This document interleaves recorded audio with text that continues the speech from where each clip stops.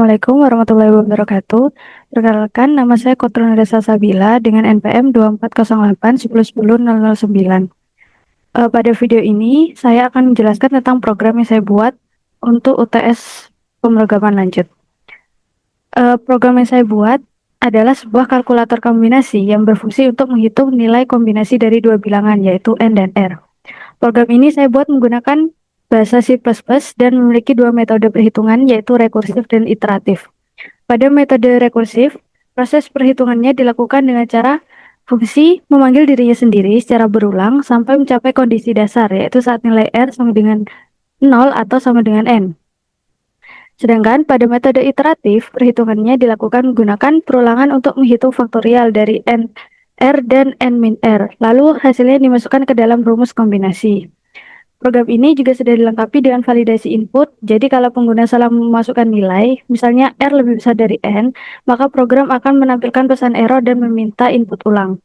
Tujuan saya membuat program ini yaitu untuk membandingkan cara kerja dan efisiensi antara metode rekursif dan metode iteratif dalam menghitung kombinasi. Itu. Oke, selanjutnya saya akan menjelaskan kodenya di sini. Yang pertama seperti biasa, include IOStream di sini untuk menyediakan input dan output standar seperti cout, cin, dan endl. Selanjutnya, using namespace std untuk memberitahu compiler bahwa kita akan menggunakan namespace std secara langsung tanpa tanpa harus menulis ulang std cout, std cin, dan lain-lain. Jadi dengan menggunakan using namespace std ini kita cukup menulis cout, cin, endl saja. Seperti itu. Oke, selanjutnya saya akan menjelaskan fungsi rekursifnya di sini. Di sini ada long kombinasi rekursif, long ini tipe datanya.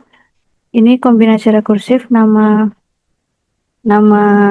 fungsinya. In N, in R ini adalah nanti data yang akan di return. Selanjutnya di sini ada base case-nya, yaitu rekursif ini akan berhenti memanggil dirinya jika R sama dengan 0 atau R sama dengan N. Jika R sama dengan 0 atau R sama dengan 1, fungsi ini langsung mengembalikan nilai 1. Jika nilainya tidak seperti base case ini, berarti fungsi ini akan selalu memanggil dirinya sendiri sampai base case. Seperti ini. Kombinasi rekursif N-1, R-1 ditambah kombinasi rekursif N-1 R. Langsung saya contohkan saja di sini. Contoh kita ingin mencari kombinasi 6 4. N-nya 6, R-nya 4. Di sini C64 itu dipecah menjadi Cn-1, R-1 plus Cn-1R. Sini 6 kurangi 1, 5. 4 kurangi 1, 3. Plus C, 6 kurangi 1, 5. R, 4. Jadi fungsi rekursifnya ini akan terus memecah hingga bertemu base case tadi, yaitu R sama dengan 0 atau nilai R sama dengan N. Di sini, seperti ini. C10, R-nya kan 0, jadi di sini memberikan nilai 1. Ini nilainya C, nilai N sama R-nya itu sama, jadi dia memberikan 1 juga. Lalu di sini kita tambahkan nilainya, 1 tambah 1 yaitu 2. Jadi kita di sini ketemu nilai C21. Lalu kita lanjutkan lagi ke atasnya. C32 sama dengan C21 plus C22. Karena C21 tadi udah ketemu 2, kita masukkan 2 di sini, dan C22 ini kan base case, jadi hasilnya 1. 2 tambah 1, 3. Gitu selanjutnya sampai ketemu C64-nya tadi, yaitu sama dengan 15. Itu. Oke, baik, selanjutnya saya akan menjelaskan fungsi iterasinya sekarang. Di sini menggunakan dua fungsi, yaitu fungsi faktorial sama fungsi kombinasi iterasi. Kenapa seperti itu?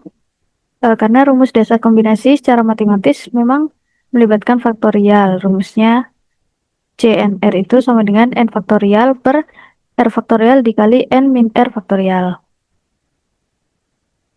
Karena rumus kombinasi membutuhkan nilai faktorial dari tiga bagian tadi, yaitu N, R, dan N min R, maka di dalam program kita perlu membuat fungsi khusus untuk menghitung faktorialnya. Fungsi faktorial ini nantinya akan dipanggil di dalam fungsi kombinasi untuk menjalankan perhitungan sesuai rumus matematika tadi. Dengan kata lain, fungsi faktorial ini berperan sebagai pendukung utama agar fungsi kombinasi bisa menghitung hasil dengan benar. Tanpa adanya fungsi faktorial, program tidak akan bisa melakukan perhitungan kombinasi karena tidak bisa menghitung nilai n faktorial, r faktorial, dan n min r faktorial. Oke, yang pertama akan saya bahas di sini yaitu fungsi faktorialnya dulu. Di sini ada long faktorial in n, long hasil sama dengan 1, for in i, for in i sama dengan 1 ini adalah awalannya, inisiasi awal. Selanjutnya di sini ada syaratnya, i-nya iterasi ini akan berhenti jika i-nya kurang dari sama dengan n, dan i-nya akan bertambah setiap satu kali iterasi. Lalu di sini ada isi loopingnya, yaitu hasil dikali i. Kita menggunakan contoh yang sama, yaitu C64. Di sini iterasi yang pertama kita menghitung faktorial n-nya dulu, yaitu faktorial 6. Di iterasi pertama ini hasil dikali iterasi pertamanya kan 1, berarti hasilnya yang pertama itu kan 1, berarti 1 dikali 1 sama dengan 1. Selanjutnya iterasi yang kedua, hasil yang tadi ini 1 dikali 2, karena i-nya terus bertambah setiap satu kali iterasi. 1 kali 2 sama dengan 2. Selanjutnya iterasi ketiganya yaitu hasilnya tadi ini 2 dikali 3 sama dengan 6. Selanjutnya sampai iterasi ke-6. Ditemukan iterasi ke-6 faktorial itu yaitu 720. Selanjutnya sama seperti faktorial R di sini sama faktorial n min r. Ini berhenti ketika 4, ini berhenti ketika 2. Lalu jika kita sudah menemukan nilai dari n faktorial, r faktorial, dan n min r faktorial, di sini langsung dimasukkan ke rumus ini. Faktorial n faktorial per r faktorial dikali faktorial n min r. Di sini C64 720 dikali 48 sebenarnya 15. Hasilnya sama seperti menggunakan metode rekursif tadi, cuman caranya yang beda seperti itu. Oke, baik, selanjutnya saya akan menjelaskan tentang program utamanya. Di sini yang pertama kita deklarasikan dulu variabel n, r, dan pilihan. N di sini, n, r, dan pilihan di sini bertipe data integer. N ini nantinya digunakan untuk menyimpan nilai n dari inputan user. Di sini untuk menyimpan nilai r dari inputan user, dan di sini untuk pilihan opsi yang nantinya dipilih oleh user. Selanjutnya di sini ada lanjut, digunakan nanti jika user ingin menggunakan program lagi di akhir. Tipe datanya char. Di sini saya siapkan dulu ini kalkulator kombinasi agar rapi. Selanjutnya di sini menggunakan perorangan do while, while-nya ada di bawah. Di sini yang pertama akan print out pilihan opsinya kepada user, lalu opsi yang dipilih user akan disimpan di pilihan. Di sini if pilihan 3 break. Jadi kalau user memilih pilihan 3, user akan otomatis keluar dari program. Jika tidak, switch. Di sini ada switch case, ada 2 switch case. Jadi jika user memilih nomor 1, akan terprint out metode rekursif. Jika memilih opsi 2, akan terprint out metode iterasi. Jika tidak dari 2 pilihan ini, akan muncul pilihan tidak valid. Kita demokan dulu.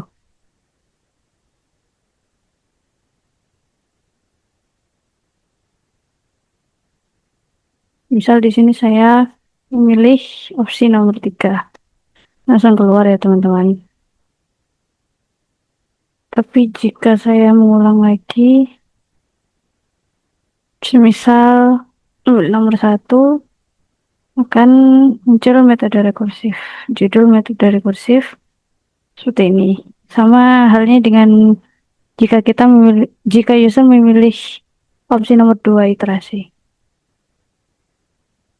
Oke, selanjutnya ada perulangan lagi di sini, yaitu while. Jadi perulangan while ini akan berjalan jika kondisinya true. Yang pertama, program akan meminta user untuk masukkan nilai n dan r di sini. Nilai n akan disimpan di variabel n, sementara nilai r akan disimpan di variabel r. Lalu ada 2 if di sini. If yang pertama yaitu jika n atau r-nya lebih kecil daripada 0, program akan print out error n dan r harus lebih dari sama dengan 0. Kemudian di sini continue di sini program akan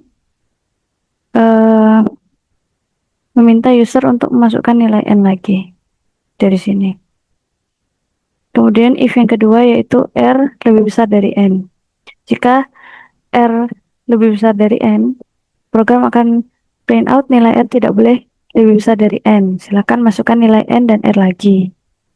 Lalu kemudian di sini continue, yaitu program akan mengulang dari sini, yaitu meminta user untuk memasukkan nilai n dan r lagi.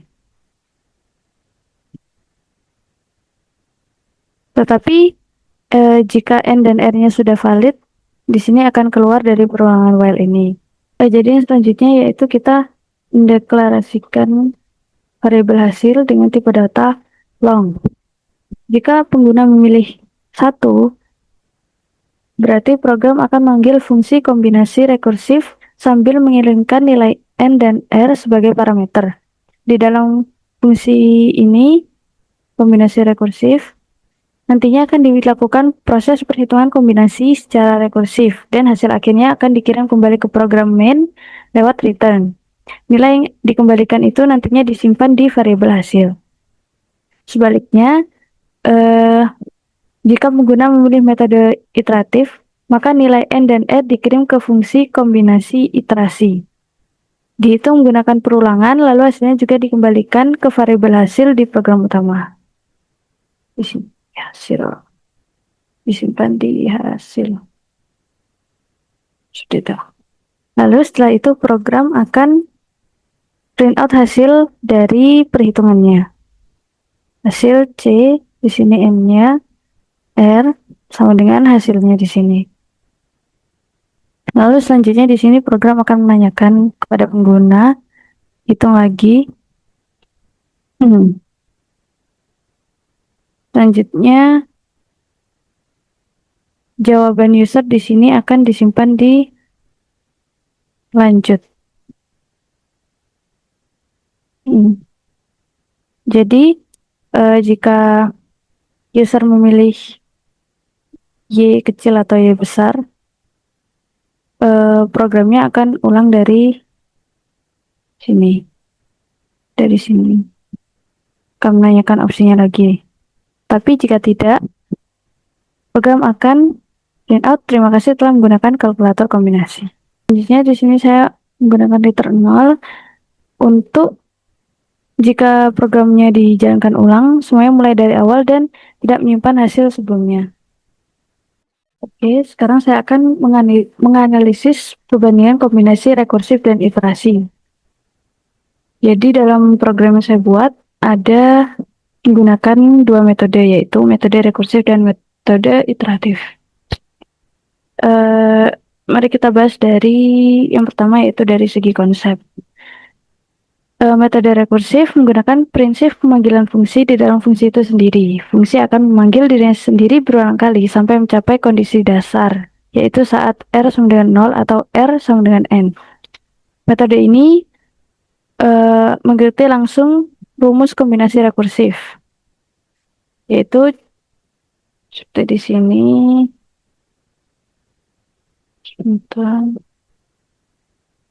Di sini CNR sama dengan CN-1, R-1 ditambah CN-1R. Sedangkan jika metode iteratif menggunakan perulangan untuk menghitung faktorial dari setiap bilangan, lalu kemudian hasilnya akan dimasukkan ke dalam rumus di sini. CNR sama dengan N faktorial per R faktorial dikali N min R faktorial. Selanjutnya, jika dilihat dari segi efisiensi, metode rekursif ini membutuhkan waktu eksekusi yang lebih lama karena adanya pemanggilan fungsi berulang dan penggunaan memori tambahan untuk menyimpan data sementara.